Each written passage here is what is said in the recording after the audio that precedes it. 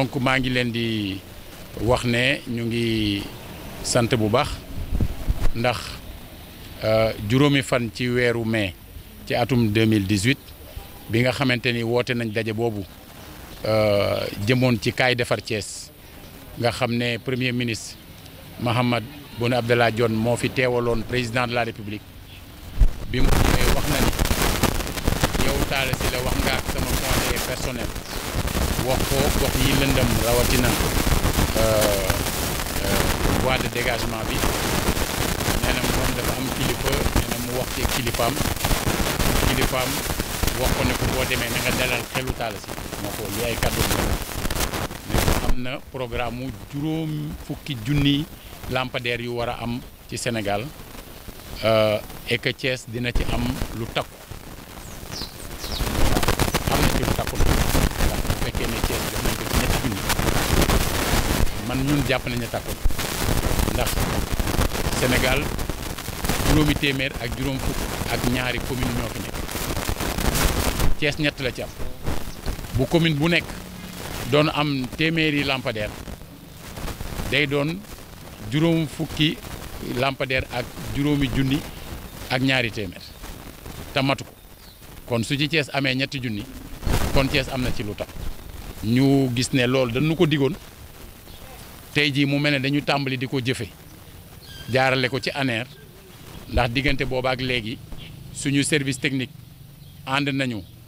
ak ANER xool mbedd yi ko gën a soxla ñu seet fan lañ ko war a def mu am échange de courrier diggante ANER ak ñun ba diggante bi ANER ci boppam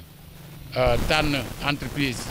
yi nga xam ne ñoom ñoo ko war a jëfee ñu def ko kon li ñuy njëkk a def mooy ne président de la république jërëjëf ndax yaa ko dige woon te def nga ko ndax nag nit bu la digee jëfee loolu mooy la la ca war kon li nga xamante ni moom laa sant service technique mooy ñu ànd ko ak entreprise bi jàppale leen ñu seet mbedd yi nga xamante ni ñoom la ñu tànnoon te ñu gën ko soxla ñu def ko ci anam yi mu gën a rafetee mu doon njariñu Thiès ndax bu fekkee ne dafa am ay gox yoo xam ne da daan am ay ñaawte yu fay am ndax ñàkk leer bi su lamp yi lu day na ñetti junniy lampadaire su ñëwee dina gën a leer mel na ni nag dañoo tànnoon ne junni ak juróom-ñaari téeméer ak juróom-ñett fukk la ñuy njëkk a def tegaat ci beneen boo xam dañuy def junni ak ñaari téeméer ak ñaar fukk waaye ñi ngi waxtaan nag ak ñoom pour seet sax ndax bu fekkee ne mën nañ def ko benn waaye loolu yëpp ci cadre waxtaan la waaye li ci amoon solo daal mooy ñu ni président dige woon na ko jaarale ko ci premier ministre mu ñëw fi wax ñu ko ñu jëfe ko muy tàmbali tey ñuy wax jërëjëf parce que nag dëkk bi defe naa ni maire jël kàddu gërëm ci turu population yi mooy li gën a jaatu loolu moo waral donte am naa mission bu may dox moo war a ñëw taxaw fii teew fi gërëm ci turu waa Thiès lii di tàmbali tey ñaan mu àgg ak jàmm yàlla na ko suñu borom àggale ndax dëkk bi gën a tegu ci yoon jërëjëf. loolu avant acte 3 la woon ndax fin 2008 la ñu jël Thiès séddale ko ñetti commune tey bu ñu la doon définiral ville ci acte 3 bi dañ ne une ville peut être créée par décret pour mutualiser les compétences de plusieurs communes qui présentent une homogénéité territoriale ça suppose l'existence préalable de ces communes dafa mel ne nga jël Xombol Ndiéyène Sirakh Touba Toul Thiénaba ak Ngoundiane nga ni tu crées une ville fekk yooyu communes yi existé nañ ba pare xam nga boobu soo jógee ngeen da nga bëgg a mutualiser compétence wu communes yooyu am homogénéité territoriale ville boobu su ñëwee loola lay doon maanaam benn instance ou benn institution de mutualisation alors parce que ñoo xam ne daa nañ def seen yëf te duñu waxtaan nga trouver leen fu ñuy daje di waxtaane liñ bokk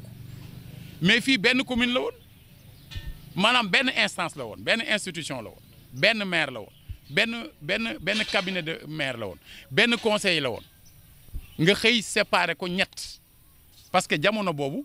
mi ngi amoon ñetti responsable politique ci parti bi fi nekkoon au pouvoir yoo xam ne kenn ku ci nekk dañ laa bëggoon jox benn pàccu dëkk bi kenn ki ñu jox ko est kenn ki ñu jox ko ouest kenn ku ñu jox ko nord te moment boobu ñëpp ñaawul woon nañ ko nañ jaaduwul c'était de la politique ça n'avait rien à voir avec le développement donc acte 3 dafa ñëw fekk fi réalité boobu wéyal ko mais ñun jaadu na suñu demee ba gis ne dara doxul ñu seet te seet ci rek nag développement seet ci rek njariñu dëkk bi ñu ni nañ ko delloowaat Thiès nekk benn commune. Ce que nous souhaitons c'est que Thiès redevienne une commune maintenant kan moo koy jiite loolu waa Thiès a koy décider loolu moom waa Thiès a koy décider mais am nañu sañ-sañu bëgg mu dox bëgg tamit ñu yaxanal lu néew li ñu am ndax tey bu fekkee ne dañuy jox indemnité ñeenti nit muy ñeenti maire ñu am ñeenti auto maire am ñeenti cabinet maire di def ñeenti dotation carburant maire ak yeneen yu ni mel mais su fekkoon ne dem nañ ba mu nekkaat benn commune mais moyens yooyu am na fu mu jëm aujourd'hui tey ñu bëri boo jógee du ñu xam kan moo yore ban compétence tey ji mbedd mii nga xamante ni suñu mbokk moomu amoon solo lool ci dëkk bi di Boubacar Sall yàlla na yokk yërmande ci moom. boo fi jaaree lamp yi leerul am na ñoo xam mën nañ koy laaj te loolu yorewu ma ko parce que xamuñu ku ko yore mais bu doon benn maire la dinañ xam ki ko yor tey ji boo demee Fandène kenn du discuter kan moo war a def lan boo demee Kaolack noonu boo demee Saint-Louis noonu boo demee Diourbel noonu boo demee Ziguinchor noonu mais quand on est dans une ville boo xamante ni ville bi juddoowul ci ni ko yoon bi waxee maanaam ni ko acte 3 waxee déedéet bii juddu ville bi bien sûr avant acte 3 la juddu woon mais ba muy juddu dañoo fekk benn commune tasaare ko jëluñu ay communes yu existé boole leen maanaam loolu mooy njariñu ville fekk ay communes yu existé ñu boole leen wutal leen nu ñu mutualiser seeni compétences loolu mooy li am c'est-à-dire tey jii li ñu war a jëm mooy seet Thiès jël Fandène mi ko wër seet xëy na yeneen communes yu ko jege ñu ni bu ñu boolee am na lu Fandène mënulul boppam ndax xëy na ñoom am nañu suuf waaye amuñu fu ñu jëlee ay taxes amuñu foo xamante ni ay bërëbu liggéeyukaay yoo xam ne dara mën na faa génne ngir ñu mën a doxalal seen bopp lu ñu bëggal waa dëkk ba bu ko defee ñun ñu war a waxtaan ak waa Fandène déggoo ak ñoom surtout que tey ji mënutoo xam fan mooy Thiès ak fan mooy Fandène ndax am na ci gox yoo xam ne mënatuloo ko xam tey diggante Kër Massamba Gueye 1 Massamba Gueye 2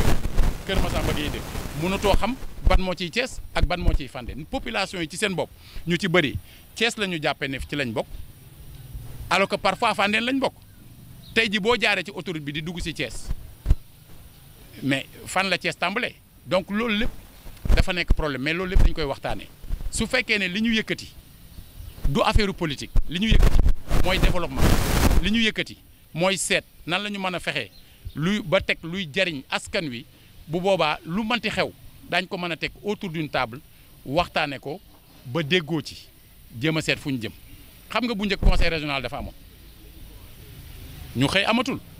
parce que ci gis-gis jàpp nañ ne warul woon am kon war naa mën a ne maanaam toog ba mu yàgg tëral dara 96 la woon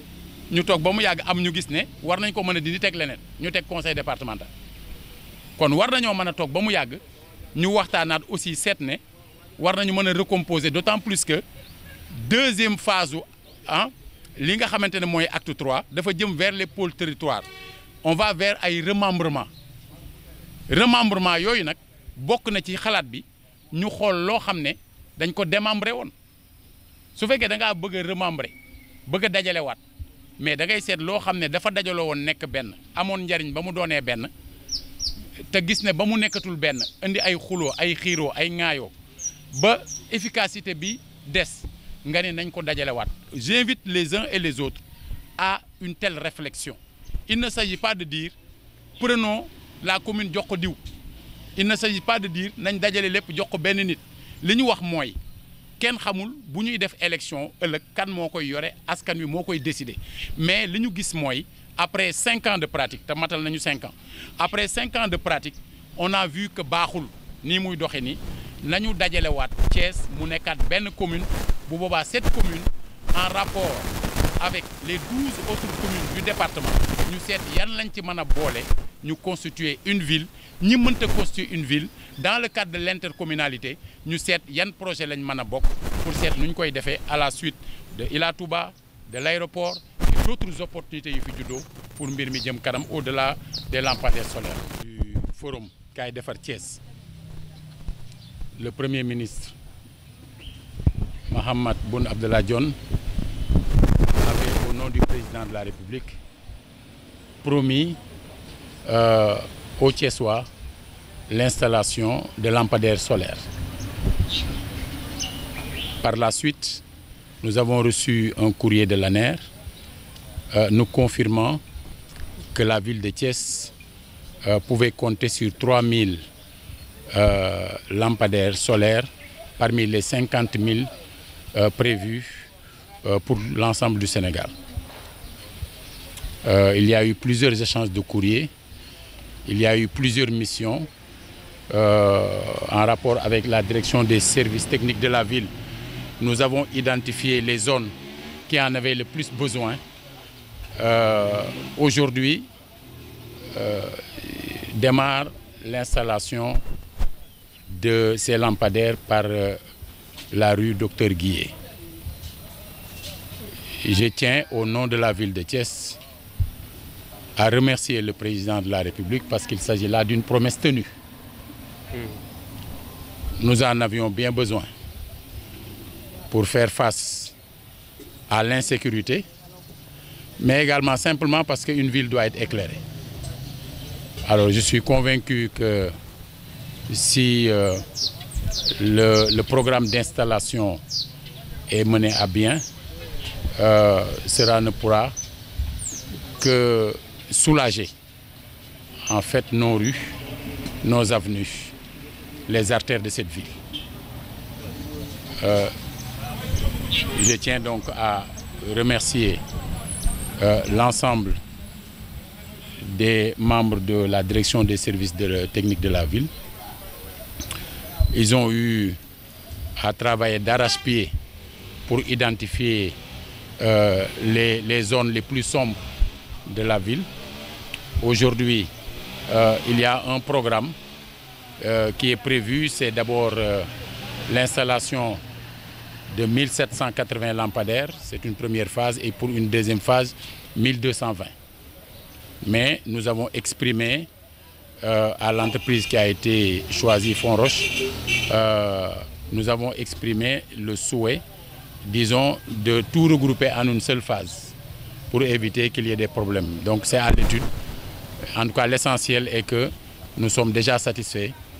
de cette promesse tenue, cette promesse qui nous a été faite par le président de la République